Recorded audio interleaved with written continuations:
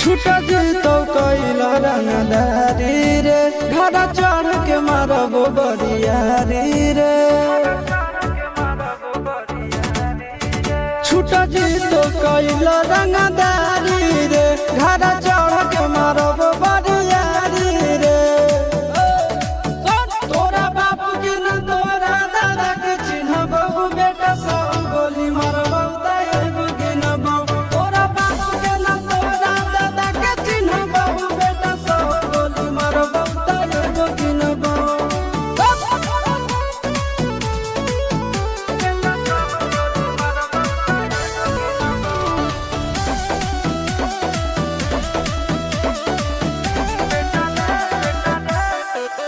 बेटा रे काटा से ठोक देबो चिमनी के भाटा में झोंक देबो देखबो कवन बाप बचैतौ तोरा प्रशासन के गाड़ी भी रोक देबो बेटा जी सुनो बेटा रे काटा से ठोक देबो चिमनी के भाटा में झोंक देबो देखबो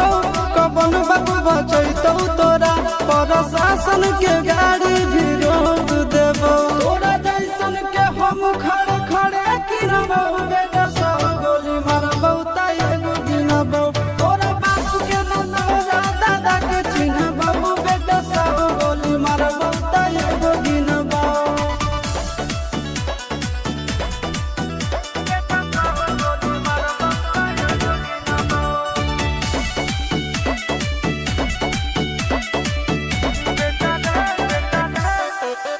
बेटा रे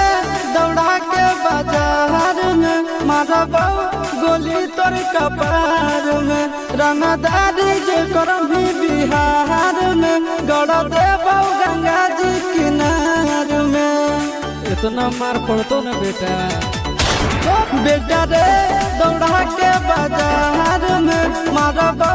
गोली तोर कपार में रंगदारी जे करम भी बिहार में गड़ देबो गंगा जी किनार में कहो चिंटू आशीष के कारण सुनाबो बेटा सब गोली मारबो ताएगो गिनबो तोरा बाप के न तोरा दादा के चिन्हबो बेटा सब गोली मारबो ताएगो गिनबो